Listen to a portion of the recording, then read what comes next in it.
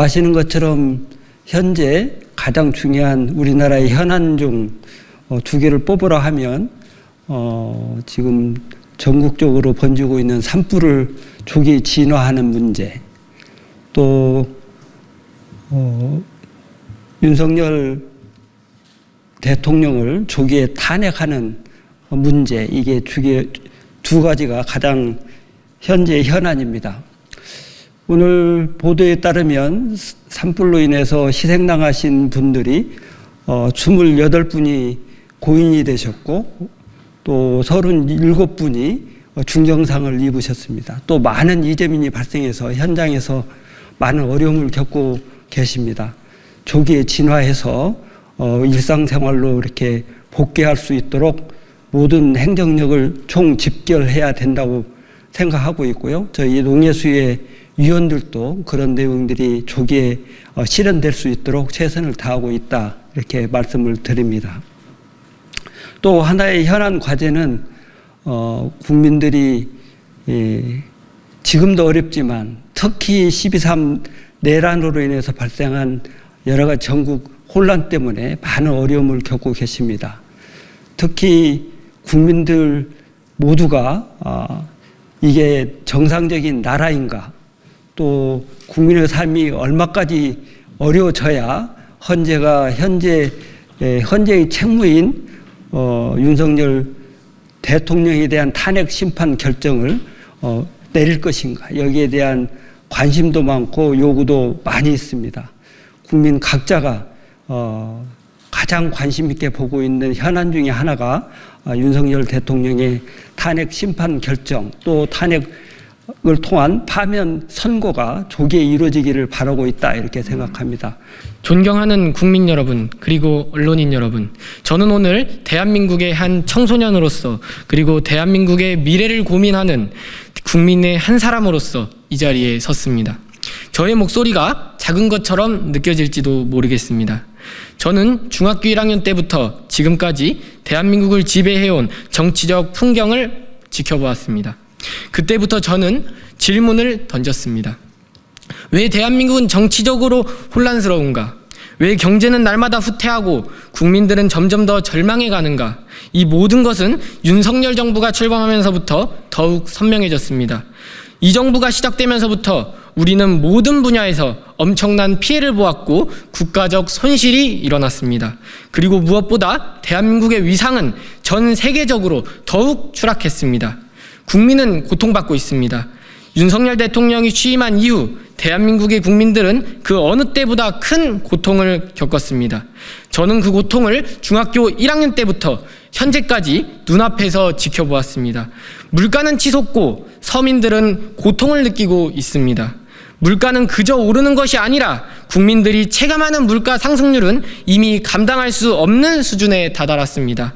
제가 기억하는 바로 윤석열 정부가 출범한 뒤 부모님은 매일같이 물가 상승으로 고통을 호소하셨습니다.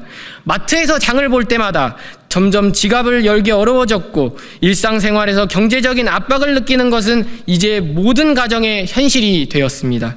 저의 친구들, 저와 같은 또래의 학생들은 부모님의 고통을 보며 자신의 미래를 그리기가 더욱 어려워졌습니다. 청년들은 일자리를 찾지 못했고 희망을 잃어가고 있습니다. 저는 고등학생이 되면서 친구들과 함께 진로를 고민하게 되었습니다. 그러나 어느 누구도 확신할 수 없었습니다. 청년들이 꿈을 꾸는 것조차 이제 더 이상 당연한 일이 아니게 되었습니다. 청년 실업률은 해마다 증가했고 비정규직의 숫자는 날로 늘어나고 있습니다. 저 또한 미래에 대한 불안을 느끼며 내가 살아갈 이 나라가 얼마나 더 나아질 수 있을지 의문을 품고 있습니다. 윤석열 정부가 출범하면서 대한민국은 단순히 경제적 위기를 넘어서 국가적으로 큰 손실을 입었습니다. 우리가 국제적으로 인정받던 국가로서의 위상은 급격히 하락했습니다. 한일 관계에서 윤석열 정부는 일본에게 굴욕적인 모습을 보였습니다. 과거사 문제를 해결하기 위한 진지한 노력은 보이지 않았고 대한민국의 자존심은 매번 짓밟혔습니다. 또한 한미동맹은 중요하지만 우리나라의 독립적인 외교정책을 세우는 것이 우선시되어야 했습니다. 그러나 윤석열 정부는 미국의 입장에만 맞추는 외교를 하며 대한민국의 외교적 독립성을 포기한 모습을 보였습니다. 국제적으로 대한민국의 경제적 신뢰도는 더욱 추락했습니다. 윤석열 정부는 대내외적으로 국제사회에서 리더십을 발휘하기보다는 오히려 경제적 혼란과 외교적 고립을 자초했습니다. 중요한 경제 협약에서 대한민국의 입지가 축소되었고 글로벌 경제 흐름 속에서 대한민국은 뒤처졌습니다. 우리나라가 경제적으로 성장하던 시절 우리는 많은 나라들의 신뢰를 받으며 선도적인 역할을 했습니다.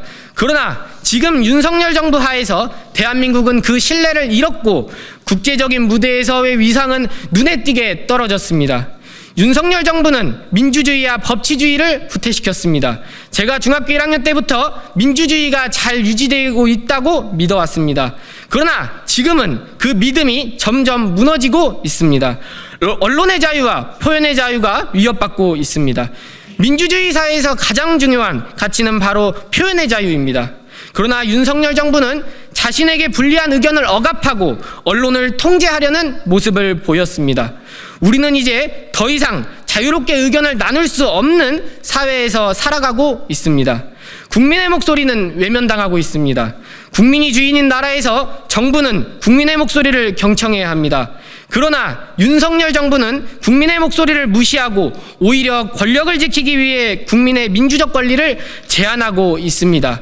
이 정부가 출범한 이후로 국민들은 점점 더 정치에 대한 희망을 잃어가고 있습니다.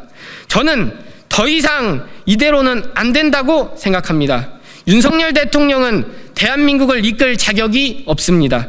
경제는 무너졌고 외교는 실패했으며 민주주의는 후퇴하고 있습니다.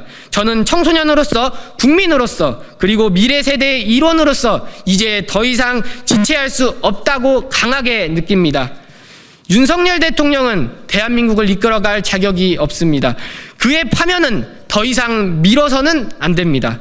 대한민국의 미래를 위해 민주주의를 위해 우리는 윤석열 대통령의 파면을 촉구합니다. 저는 더 이상 정치인들이나 권력자들에게만 맡겨놓을 수는 없습니다. 대한민국의 미래는 우리가 책임져야 합니다. 윤석열 대통령의 파면이 늦어지면 그만큼 우리는 고통받을 것이며 우리의 국가적 위상은 계속해서 추락할 것입니다. 우리는 더 이상 기다릴 수 없습니다. 윤석열 대통령의 파면은 대한민국의 미래를 지키는 첫걸음이 될 것입니다.